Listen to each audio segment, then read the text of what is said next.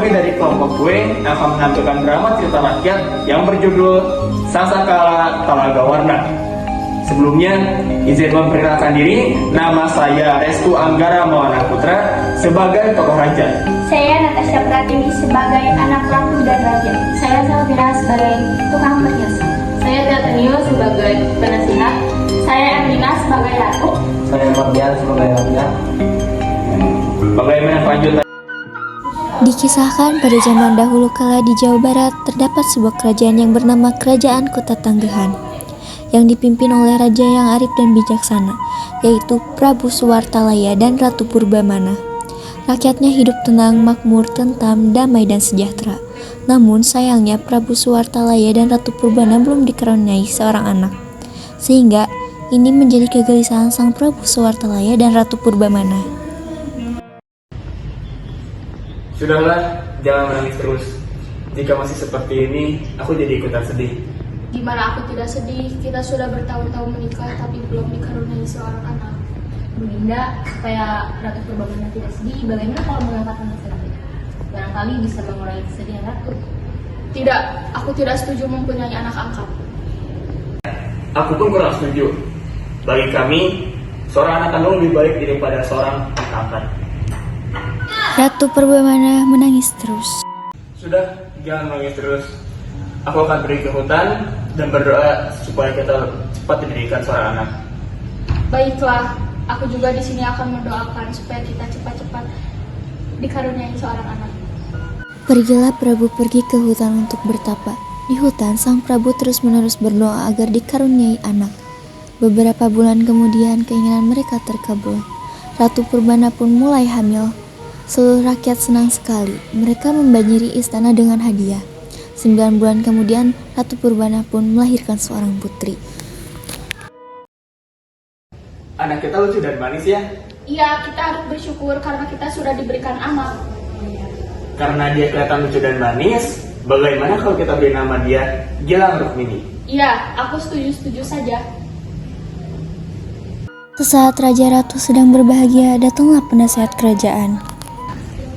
Ampun Baginda, ini dari rakyat. Mereka mengirimkan beraneka hadiah untuk Baginda Putri. Mereka turut bersukacita dan mengucapkan selamat atas kelahiran putri Anda. Terima kasih Paman. Tak hanya keluarga istana yang berbahagia, rakyat turut berbahagia mendengar kabar tersebut. Sayangnya, Gilang Rukmini tidak diasuh secara baik oleh Prabu Suwartalaya dan Ratu Purbamana. Gilang pun tumbuh menjadi gadis yang manja dengan sifat-sifat yang kurang baik. Dia tak segan berkata kasar untuk mendapatkan apa yang diinginkannya.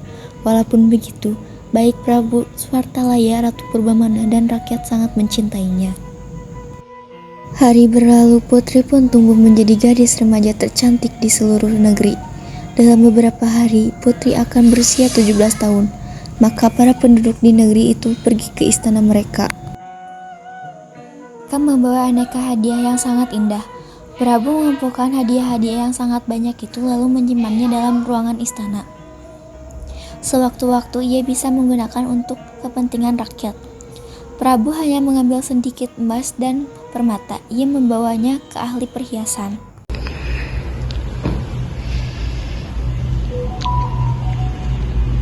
Tolong buatkan kalung yang sangat cantik untuk putri saya.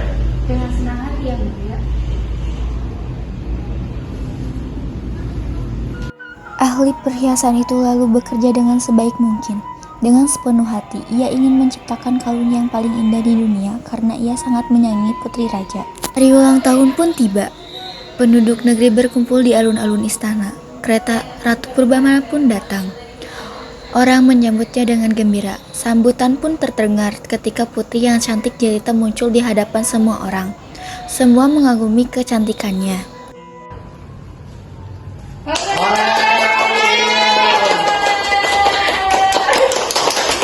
Saya Putri Prabu Suwartalaya. Iya, aku jadi iri melihatnya.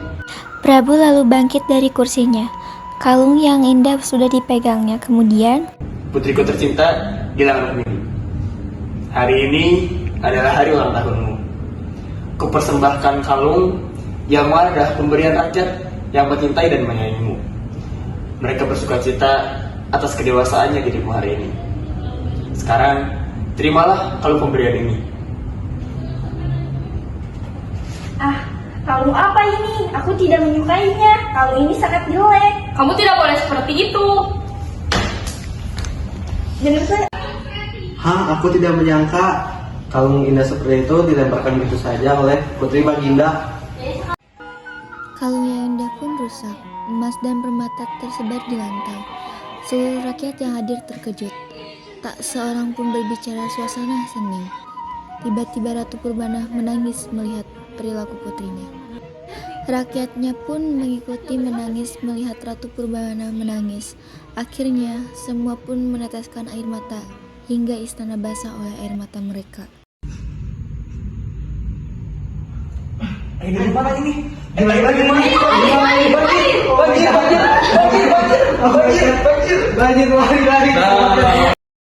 Setelah kejadian tersebut, rakyat berteriak-teriak kebingungan, panik, ketakutan, dan tiba-tiba istana pun dipenuhi air sebagai danau.